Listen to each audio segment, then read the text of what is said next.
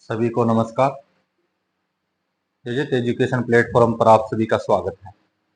आज हम बीएड प्रथम वर्ष का जो प्रश्न पत्र तृतीय है, तीसरा जो पेपर है अधिगम एवं शिक्षण, उससे संबंधित जो मेन एग्जाम है, मुख्य परीक्षा है 2024 की, उसमें जो महत्वपूर्ण प्रश्न है उन पर हम विस्तृत चर्चा करेंगे। तो हमारा जो प्रश्न पत्र है वो 3 खंडों में विभाजित होगा। 3 खंड होंगे उसकी, ए, ब और स। सबसे पहले जो खंड ए है, इस ए खंड में 10 प्रश्न दिए होंगे और प्रत्येक प्रश्न है वो 2 अंक का होगा। यानी पहला जो खंड है वो 20 अंक का होगा और सभी प्रश्न करने 10 के 10 प्रश्न करने क्या है, अनिवार्य है। प्रत्येक प्रश्न का उत्तर देते समय यह ध्यान रखें कि उत्तर की जो शब्द सीमा है वो 50 शब्दों में उत्तर देना है। तो सबसे पहले प्रश्न संख्या 1 जो है, इसमें सभी प्रश्न करने अनिवार्य है। 10 प्रश्न दिए जाएंगे। तो शिक्षण और अधिगम जो आपका तीसरा प्रश्न पत्र है बीएड प्रथम वर्ष का, उसमें आपसे जो अधिगम है, अधिगम का जो अर्थ है वो पूछा जा सकता है। तो पहला प्रश्न है अधिगम का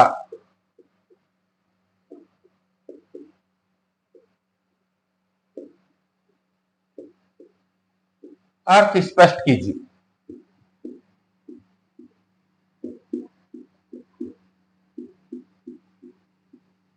अधिगम का अर्थ क्या है। दूसरा प्रश्न इसी में से जो सीखने की अलग अलग जो क्रियाएं हैं या क्रियाओं का जो विश्लेषण है उसके बारे में प्रश्न दिया जा सकता है। जैसे अंतर्दृष्टि द्वारा सीखने की क्रिया का विश्लेषण पूछा जा सकता है। प्रश्न संख्या 2,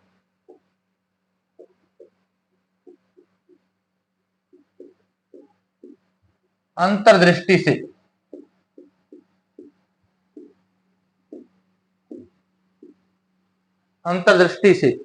या अंतर्दृष्टि द्वारा सीखने की क्रिया का विश्लेषण कीजिए। अंतर्दृष्टि से सीखने की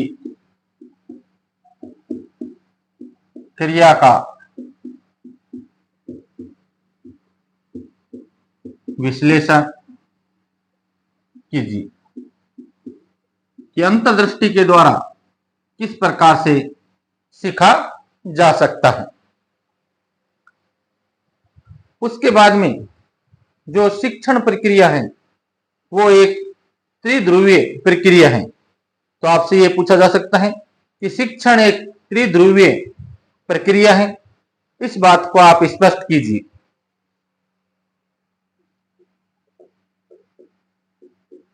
शिक्षण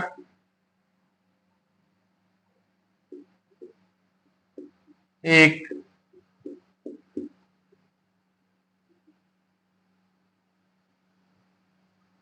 त्रिध्रुवीय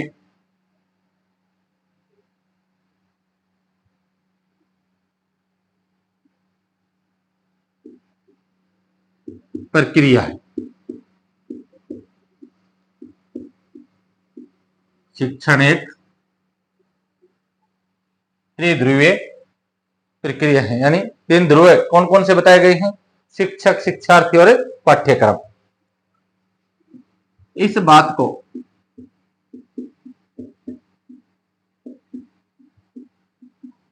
स्पष्ट कीजिए।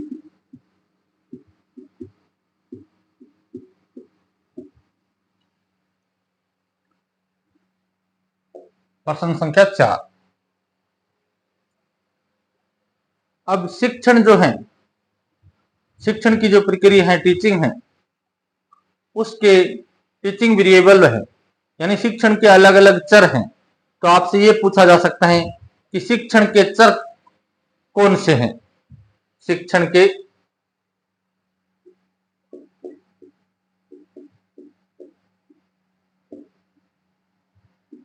चर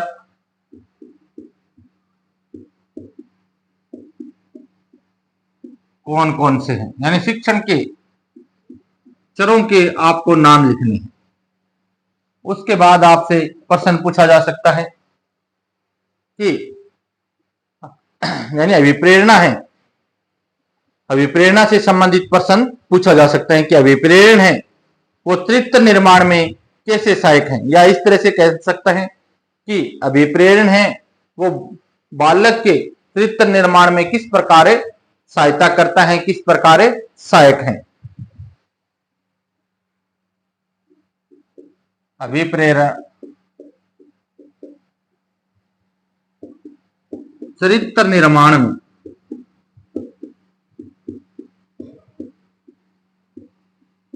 किस प्रकार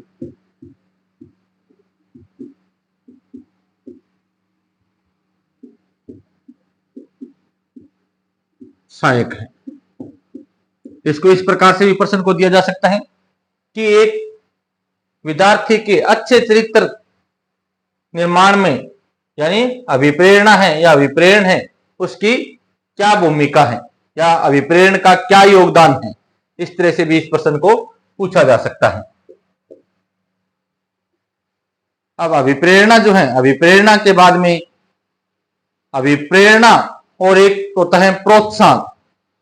अभिप्रेरणा देने में और प्रोत्साहन देने में एक शिक्षक की छात्र के लिए क्या भूमिका होती है, या ये कह सकते हैं कि एक अध्यापक किसी छात्र को अभिप्रेरणा या प्रोत्साहन किस प्रकार दे सकता है। तो अभिप्रेरणा एवं प्रोत्साहन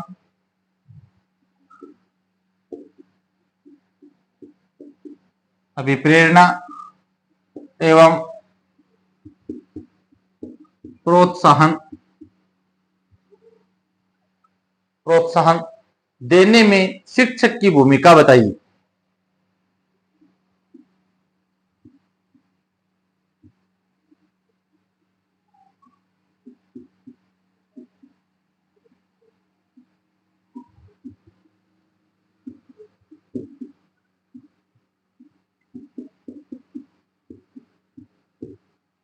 शिक्षक की भूमिका बताइए।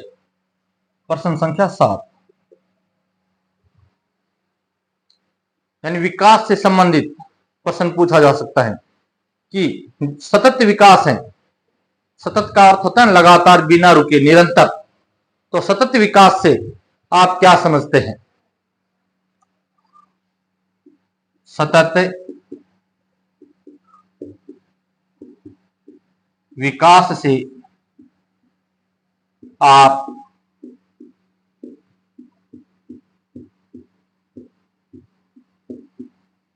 क्या समझते हैं, या यह पूछा जा सकता है कि सतत विकास से क्या अभिप्राय है, सतत विकास से क्या तात्पर्य है। इस तरह से भी प्रश्न बनाया जा सकता है। उसके बाद में जीवन की जो अलग अलग अवस्थाएं हैं, यानी जन्म से लेकर अंत तक की जो अवस्थाएं हैं, शिशु अवस्था है, बाल्य अवस्था है, प्रौढ़ अवस्था है, किशोर अवस्था है, युवा अवस्था है, वृद्धावस्था है। तो सबसे महत्वपूर्ण, जो आप एक शिक्षक बन रहे हो तो आपके पास में बाल्यावस्था के जो बालक हैं वो आएंगे। तो आपसे प्रश्न पूछा जा सकता है कि बाल्यावस्था है वो जीवन का निर्माण काल होती है। बाल्यावस्था होती है वो जीवन का निर्माण काल होती है। कैसे, स्पष्ट कीजिए। बाल्यावस्था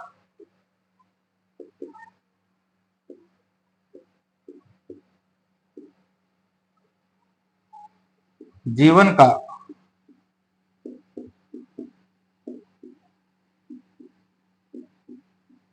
निर्माण काल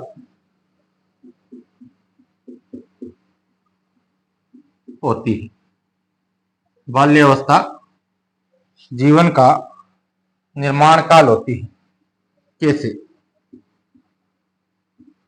अब आपको संक्षिप्त में यहां बताना है 50 शब्दों में कि बाल्यावस्था है वो जीवन का निर्माण काल बाल्यावस्था को ही क्यों कहा जाता है।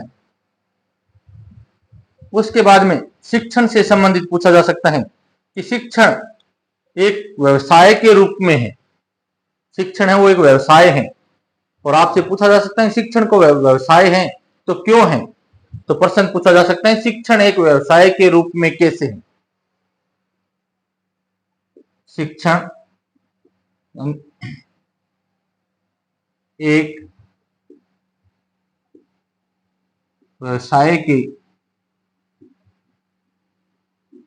रूप में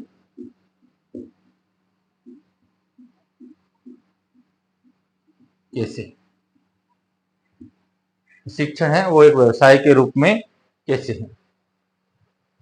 और प्रश्न संख्या 10 और 10वां प्रश्न आपसे पूछा जा सकता है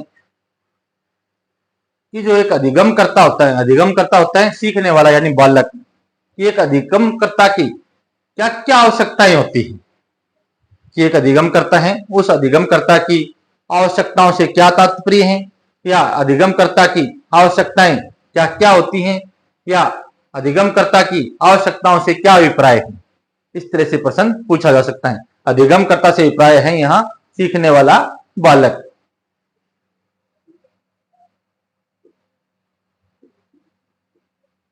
अधिगमकर्ता की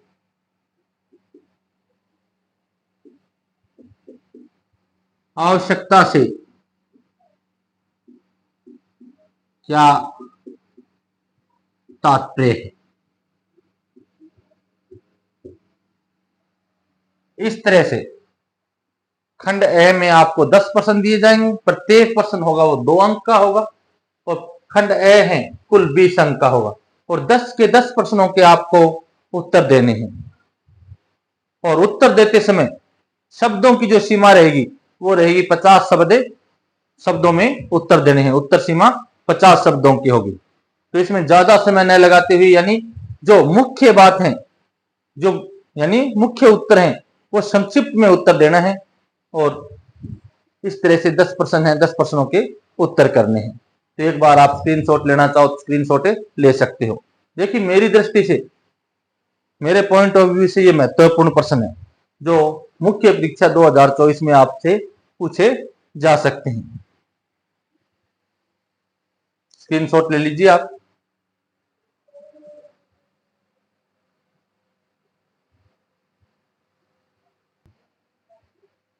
अब देखिए दूसरा जो खंड होगा वो होगा खंड ब। इस खंड में आपको 5 प्रश्न करने होंगे। विकल्प के रूप में आपको 5 के 5 विकल्प में दिए जाएंगे, 10 प्रश्न हो जाएंगे, 10 में से 5 करने होंगे। प्रत्येक प्रश्न होगा वो 6 अंक का होगा, और कुल ये खंड होगा वो 30 अंक का होगा। यहां जो उत्तर के लिए शब्द सीमा होगी वो 200 शब्दों की होगी। 200 शब्दों में आपको यहाँ 5 प्रश्नों के उत्तर देने हैं।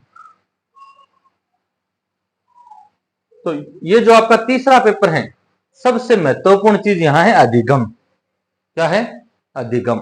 और ये जो अधिगम और शिक्षण दोनों चीजें हैं, ये आपके अब एग्जाम में भी महत्वपूर्ण है और ये कंपटीशन में भी महत्वपूर्ण है। अधिगम क्या है? अधिगम का स्थानांतरण कैसे हो सकता है? अधिगम के प्रकार कौन कौन से हैं? अधिगम को प्रभावित करने वाले कारक कौन कौन से हैं? तो ये पेपर जब तक आप पढ़ोगे, टीचर बन जाओगे, उसके बाद में भी महत्वपूर्ण रहेगा अधिगम और शिक्षण। तो इसको थोड़ा अच्छे से पढ़ें कि अधिगम क्या है और शिक्षण क्या है। तो आपको यहां से प्रश्न पूछा जा सकता है कि अधिगम का जो स्थानांतरण होता है, स्थानांतरण का मतलब होता है एक स्थान से दूसरे स्थान पर उसका बदलाव होना। तो अधिगम का जो स्थानांतरण होता है उसमें शिक्षक की क्या भूमिका है? क्या प्रश्न पूछा जा सकता है? प्रश्न संख्या 2।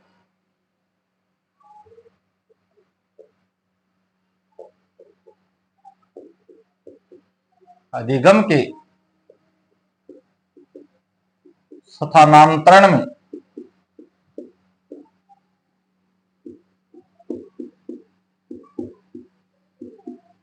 शिक्षक की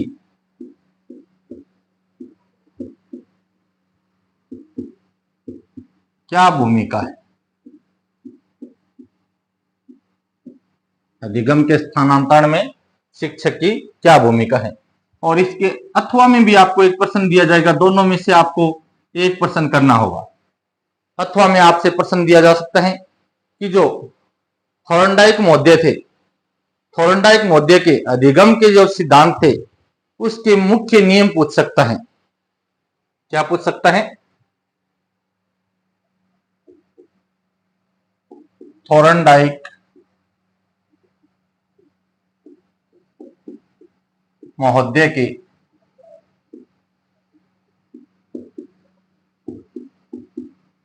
अधिगम के मुख्य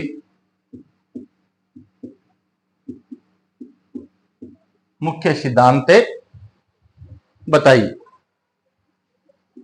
अब जो थॉर्नडाइक महोदय थे, उन्होंने अधिगम के 3 मुख्य और 5 गौण सिद्धांत दिए थे। तो 3 मुख्य सिद्धांत है, उनके बारे में पूछा जा सकता है। ये आपको पीछे की जो क्लासें थी उनमें बताया गया था कि अभ्यास का नियम क्या है, प्रभाव का नियम क्या है, ये चीजें आपको बताई जा चुकी हैं।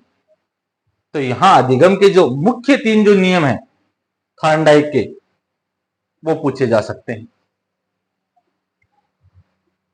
प्रश्न संख्या 3 देखिए।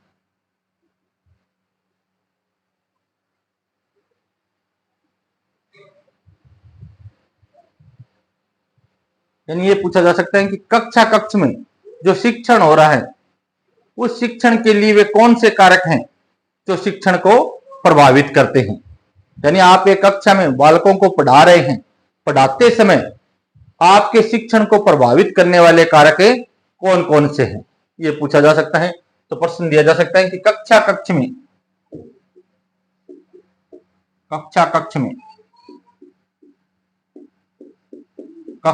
में शिक्षण को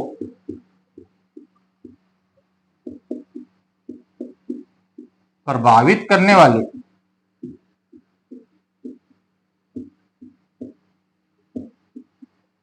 मुख्य कारक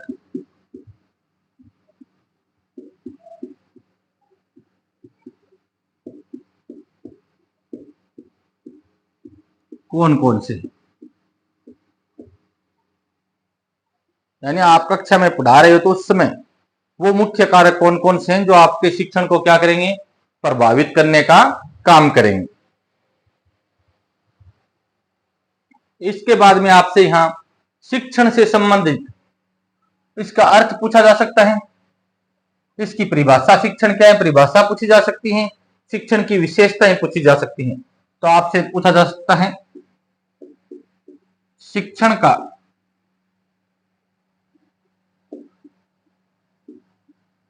अर्थ एवं विशेषताएं।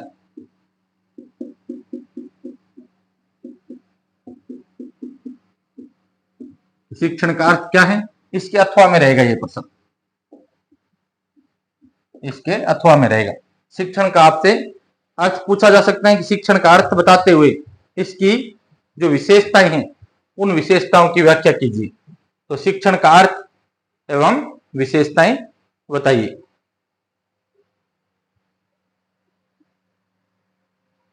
प्रश्न संख्या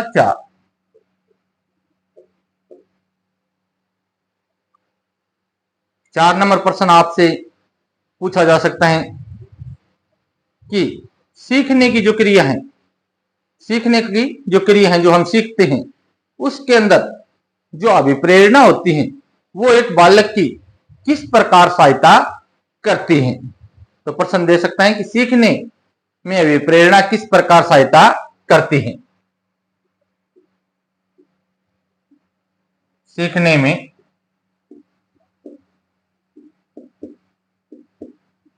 अभिप्रेरणा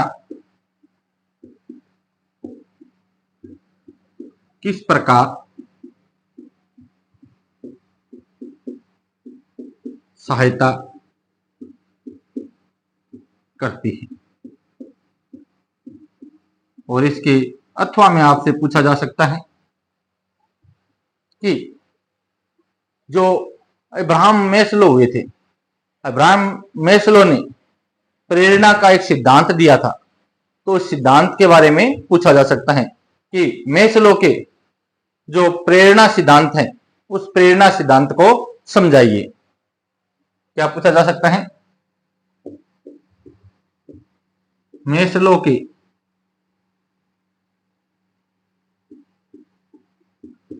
प्रेरणा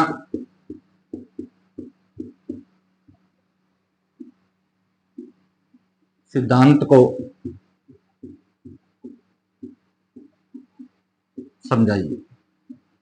मेस्लो के प्रेरणा सिद्धांत को समझाइए कि प्रेरणा का जो सिद्धांत है मेस्लो का, उसमें उसने क्या बताया है। उसके बाद में आपसे प्रश्न पूछा जा सकता है, जो मैकडूगल है, मैकडूगल ने मूल जो प्रवृत्तियां हैं, मूल प्रवृत्तियों के बारे में बताया है। तो मैकडूगल का जो सिद्धांत है या मैकडूगल की जो मूल प्रवृत्ति का सिद्धांत है, उसके बारे में पूछा जा सकता है, यानी मूल प्रवृत्ति। प्रश्न संख्या 5 में क्या पूछा जा सकता है? मूल प्रवृत्ति किसके अनुसार?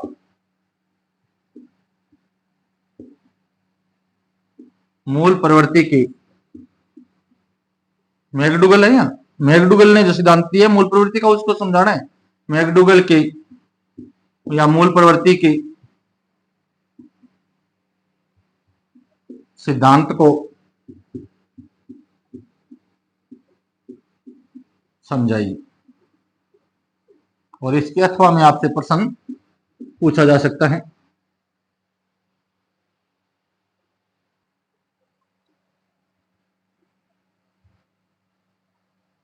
अब इसके अथवा में आपसे पूछा जा सकता है, जो अभिप्रेरणा है, अभिप्रेरणा का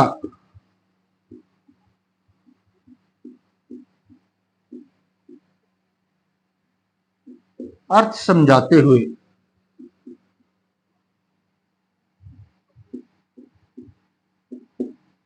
इसकी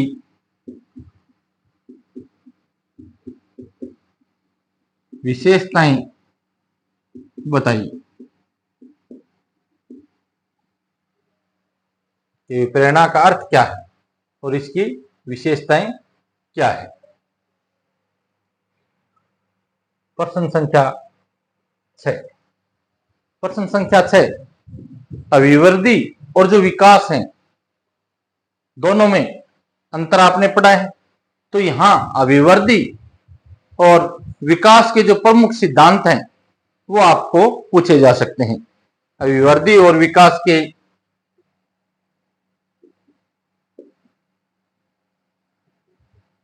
अभिवृद्धि एवं विकास के प्रमुख सिद्धांत लिखिए। और अथवा में आपसे प्रश्न पूछा जा सकता है, जो संज्ञानात्मक विकास है, उस संज्ञानात्मक विकास का अर्थ पूछ सकता है, उसकी परिभाषा पूछ सकते हैं। और जितना महत्वपूर्ण अधिगम और शिक्षण है, उतना ही महत्वपूर्ण संज्ञानात्मक विकास है। यह आपके हमेशा काम आएगा। तो संज्ञानात्मक जो विकास है, उसको अच्छे से समझने की आप कोशिश करें। तो संज्ञानात्मक विकास का संज्ञानात्मक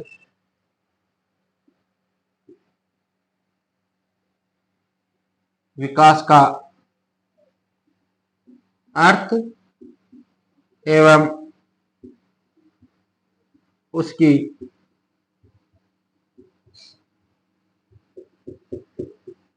विशेषताएं लिखिए।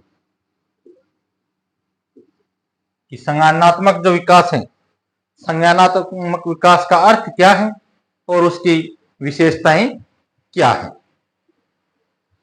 तो ये खंड ब के लिए यह यानी महत्वपूर्ण प्रश्न है, जो आपको मुख्य परीक्षा के लिए अच्छे से पढ़ने भी हैं, समझने हैं और इनको याद करना है, ताकि आपके अच्छे नंबर आ सकें। एक बार आप स्क्रीनशॉट लेना चाहो तो स्क्रीनशॉट ले सकते हो।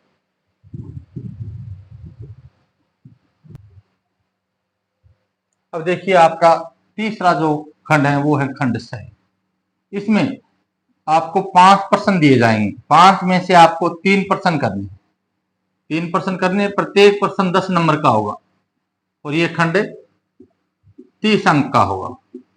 और यहां जो शब्दों की जो उत्तर सीमा होगी वो होगी 500 शब्दों में उत्तर देने हैं। 5% है, 5 में से आप कोई भी 3% कर सकते हैं। ये जरूरी नहीं है कि लगातार 3% करें, नहीं, 5 में से कोई भी 3, लेकिन उत्तर शब्द सीमा है वो कितनी होनी चाहिए, 500 शब्दों में होनी चाहिए।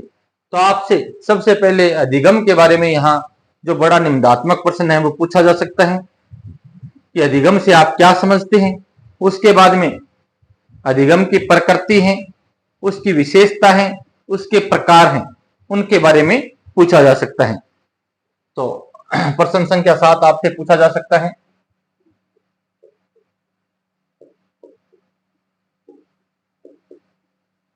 अधिगम से आप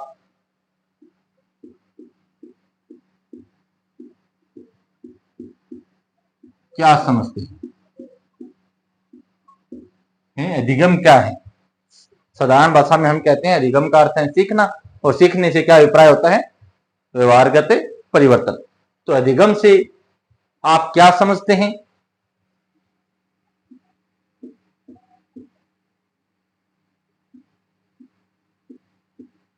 इसकी प्रकृति,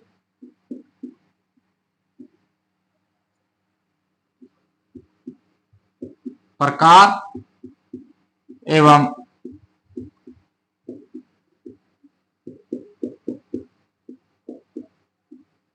विशेषताओं का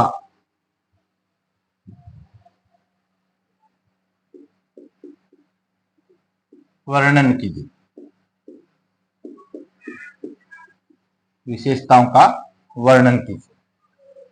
उसके बाद में प्रश्न संख्या 8 आपसे पूछा जा सकता है, अधिगम से संबंधित निबंधात्मक प्रश्न पूछा जाएगा। उसके बाद में जो शिक्षण है, उस शिक्षण के लिए जो मुख्य सिद्धांत हैं, जिन सिद्धांतों के आधार पर शिक्षण करवाया जाता है, उनके बारे में पूछा जा सकता है कि शिक्षण के जो प्रमुख सिद्धांत हैं उनका वर्णन कीजिए।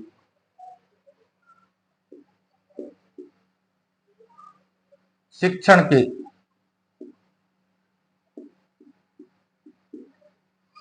प्रमुख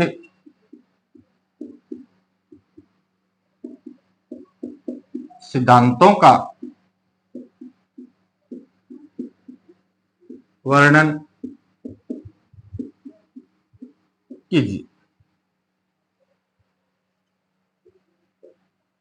अब देखिए आपकी जो परीक्षाएं हैं वो नजदीक है, हो सकता है जून के लास्ट सप्ताह से यानी 15 जून के बाद में कभी भी एग्जाम डेट दी जा सकती है, क्योंकि बीएड इंटीग्रेटेड और बीएससी और बीए का सेकंड सेमेस्टर यूनिवर्सिटी को ये तीनों एग्जाम करवाने हैं। तो इनमें क्या है कि आपको या तो 15 जून के बाद में जून में पेपर शुरू करवा देंगे, नहीं फिर जुलाई के शुरू में आपके एग्जाम है वो शुरू हो जाएंगे। तो आप ये मत समझे हमारे पास में ज्यादा समय है, अधिकतम आपके पास में 1 महीने का समय है। 1 महीने में आपको पूरा जो पाठ्यक्रम है वो तैयार करना है। तो आज आप अभी से जो महत्वपूर्ण प्रश्न बताए जा रहे हैं उन प्रश्नों को पढ़ना शुरू कर दें, समझना शुरू कर दें और याद कर लें, ताकि एकदम आपको नए तो याद होंगे, फिर एक रट्टा पद्धति चलेगी और रटा हुआ ज्ञान है वो ज्यादा स्थायी नहीं होता है। शिक्षण के बाद में अभिप्रेरणा से संबंधित कुछ प्रश्न आपसे पूछा जाएगा कि अभिप्रेरणा के द्वारा बालकों के व्यवहार में वांछित परिवर्तन लाए जा सकते हैं, कैसे? क्या ये कह सकते हैं कि अभिप्रेरणा के द्वारा आप एक अध्यापक होने के नाते एक विद्यार्थी में किस प्रकार से वांछित परिवर्तन ला सकते हैं, ऐसी भी प्रश्न पूछा जा सकता है। तो अभिप्रेरणा के द्वारा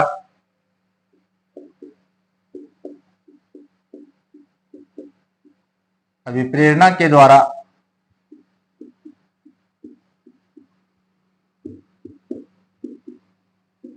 एक विद्यार्थी में या एक बालक में वांछित, यानी हम जैसा चाहते हैं, वांछित परिवर्तन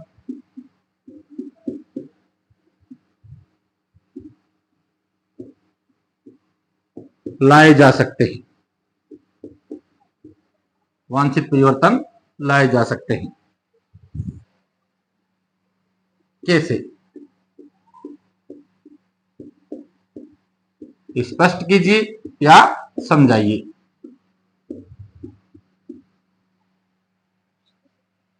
प्रश्न संख्या 10।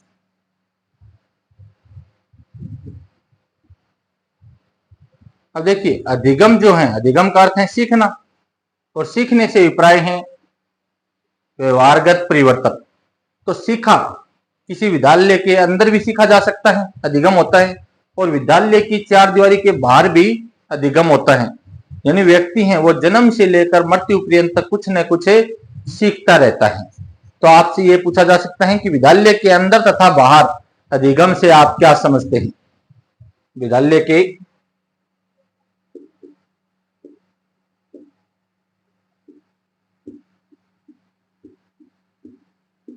अंदर तथा बाहर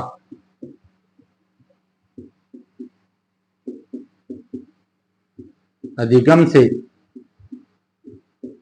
आप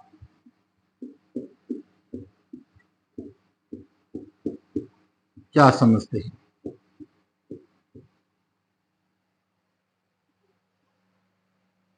और प्रश्न संख्या 11 आपसे पूछा जा सकता है कि संक्षिप्त टिप्पणी कीजिए। संक्षिप्त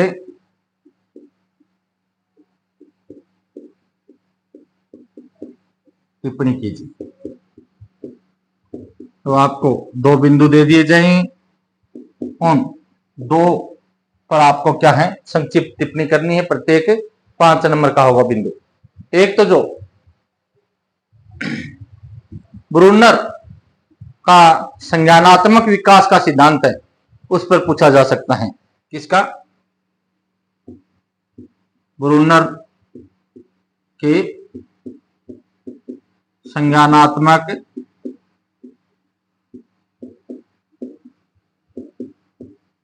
विकास का सिद्धांत परीक्षा की दृष्टि से महत्वपूर्ण है। अगर टिप्पणी में दूसरा प्रश्न आपको पूछा जा सकता है, यानी शेष अवस्था में, यानी बालक की जो शेष अवस्था होती है उसमें जो शारीरिक विकास होता है उससे संबंधित, तो प्रश्न दिया जा सकता है शेषावस्था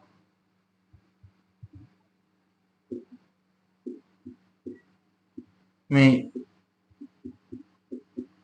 शारीरिक विकास, विशेष अवस्था में शारीरिक विकास की जो गति होती है वो क्या होती है, और जो विकास है वो किस ओर से किस ओर बढ़ता है, और किस किस उम्र में कितने समय पश्चात किस तरह से विकास होता है। यहां आपको जो 2 टिप्पणी करनी है वो कोई 2 बिंदु पर या कोई 2 बिंदुओं पर करनी, 4 देंगे, 4 में से 2 पर करनी। उसके बाद में जीन प्याजे की जहां बात आती है, जीन प्याजे का जो नैतिक विकास का सिद्धांत है जीन प्याजे का, वो पूछा जा सकता है कि प्याजे का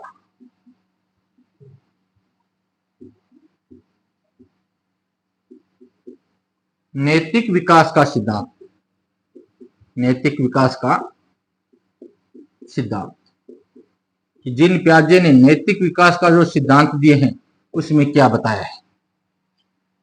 तो चौथा बिंदु आपको दिया जा सकता है, यानी जो गत्यात्मक जो विकास होता है उस गत्यात्मक विकास से आप क्या समझते हैं? क्या पूछा जा सकता है?